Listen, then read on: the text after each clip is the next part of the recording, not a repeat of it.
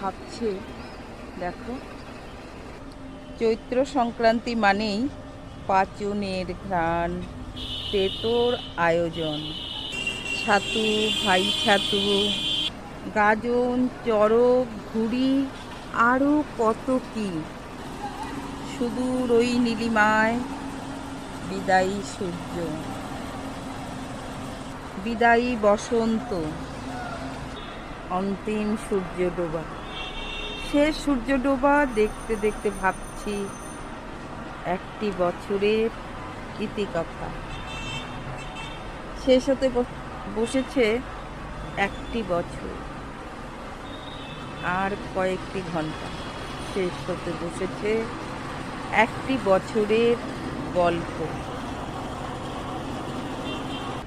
বর্ষ হয়ে আসে শেষ, দিন হয়ে এলো সমাপন, চৈত্র অবসান। গাহিতে চাহিছে হিয়া পুরাতন ক্লান্ত বরষের সর্বশেষ গান।